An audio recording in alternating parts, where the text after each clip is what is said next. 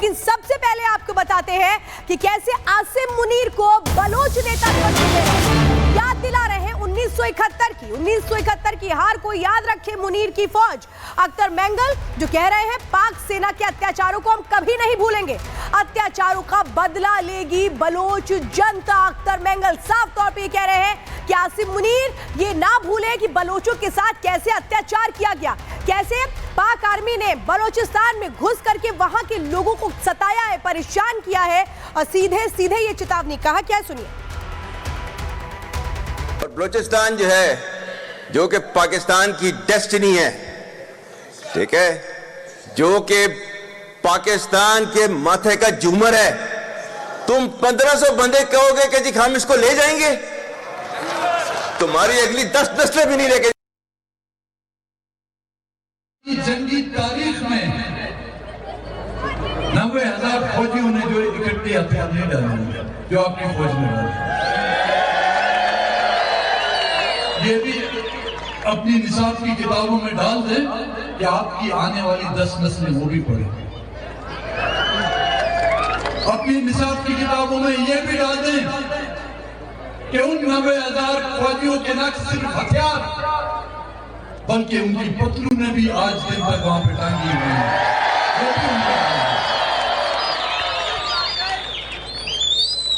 ये भी उनमें डाल दें,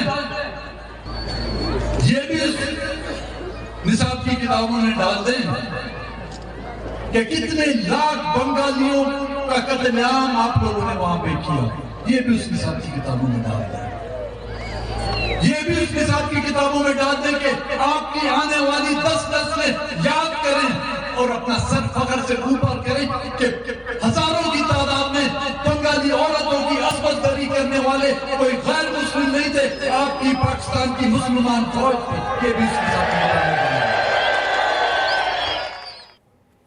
तो लगातार हमारे साथ दोनों ही मेहमान सुबह से ही लगे हुए हैं और कहिए कि पिछले कई दिनों से, ताकि जनता को ये समझ में आए और उन्हें समझा पाए कि चल क्या रहा है, क्योंकि आम जो जनता है वो आर पार की लड़ाई चाहती है और इसका संदेश रक्षा मंत्री ने दे दिया है।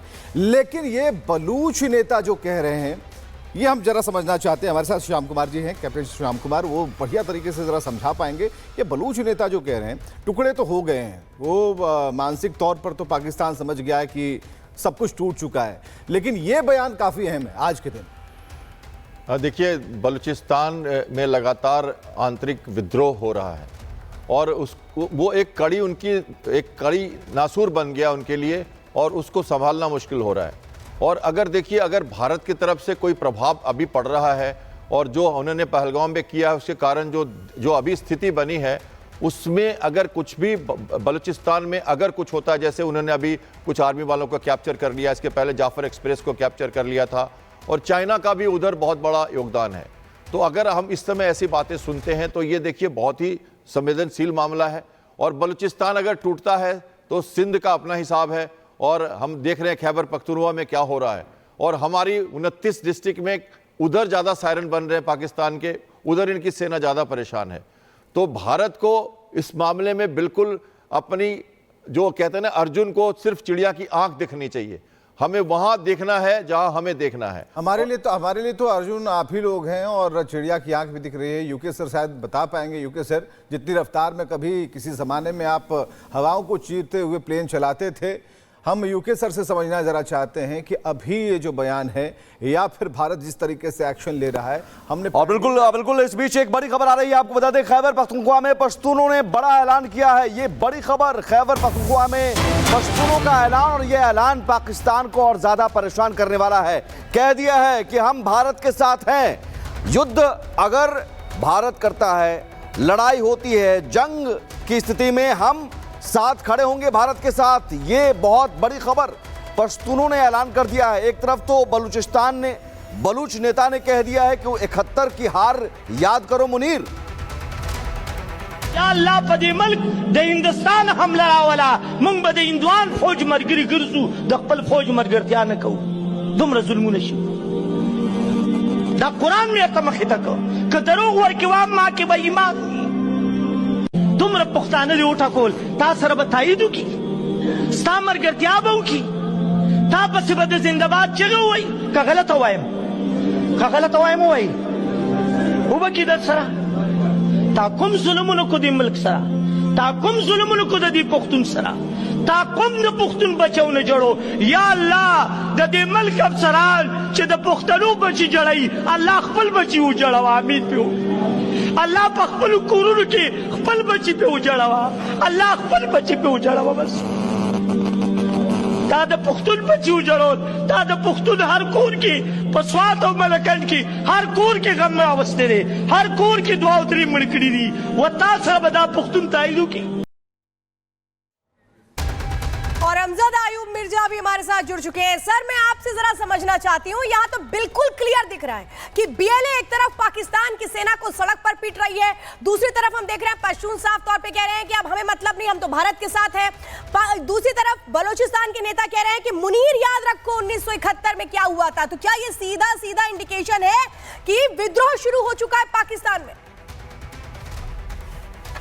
बहुत शुक्रिया आपका इतनी इज्जत अफजाई का मुझे अपने चैनल पे लेने का। देखिए बात यह है, मैं तो पहले दिन से ये कह रहा हूं और सबको कह रहा हूं, और यहाँ जो आपके पैनलिस्ट बैठे हैं ये जानते हैं इस बात को कि पाकिस्तान के अंदर सब इंतजार कर रहे हैं मोदी जी का, उनका इंतजार कर रहे हैं, वो उनको बुला रहे हैं कि मोदी जी आओ हमारी जान छुड़ाओ इन राक्षस जर्नैलों से, आओ मोदी जी। और मैं कई बार ये कह चुका हूं कि मोदी जी आ रहे हैं तुम्हारी जान छुड़ाने इन जर्नैलों से, क्योंकि भारत को पाकिस्तान की जमीन नहीं चाहिए। पाकिस्तान ने क्या करनी है ये जमीन उन्हीं की है जो उस पे बसते हैं रहते हैं। आप इसका जो मर्जी करें, चाहे आजाद बलोचिस्तान बनाएं, चाहे इसका पाकिस्तान को ही बेहतर कर लें, जो मर्जी करें आप, लेकिन हम आपकी जान छुड़ाने आ रहे हैं इन जालिम जर्नैलों से। हमने अक्सर देखा भी है कि कैसे बलूचिस्तान में ये आवाज उठती भी रही है, लेकिन ये क्या मान लें अब कि चूंकि पाकिस्तान को ऐसा लगता था कि भाई बलूचिस्तान के साथ हम चाहे जितना अत्याचार करें, मानवाधिकारों का हनन कर ले, कोई बचाने वाला नहीं है, लेकिन अब इन सब को लगने लगा है कि बचाने वाला एक है और अब उसको आ जाना चाहिए। बिल्कुल, आप देखिए टिकटॉक इंडिया में बैन है, लंदन में बैन नहीं है। टिकटॉक भरा हुआ है वीडियो से जो लोग डांस कर रहे हैं और कह रहे हैं अब जंग होगी, ऐसे डांस कर रहे हैं लोग, इंतजार कर, लोग खुश हैं। मैंने पहली दफा जिंदगी में देखा है कि इनके ऊपर हमला होने वाला है और लोग जश्न मना रहे हैं, लोग हैप्पी हैं। क्यों? और उन्होंने कहा, पश्तूनों ने तो बिल्कुल साफ कह दिया, सबसे ज्यादा पश्तूनों ने ये कहा है कि हमने इस दफा जो है जन्नत नहीं कमानी, इस दफा पंजाबी जाके जन्नत कमाए। उन्होंने कहा हमने बहुत जन्नत का ज्यादा हिस्सा हमने ले लिया है, पंजाबियों को कुछ नहीं मिला, तो पंजाबी इस दफा जाए इंडिया के साथ, जो लड़ना है वो लड़े और शहीद हो और जन्नत में जाए। बिल्कुल सर, इस वक्त एक बहुत बड़ी खबर आ रही है और ये तनातनी के बीच में जो बड़ी खबर है, भारत पाक तनाव के बीच जो सबसे अहम खबर है वो हम अभी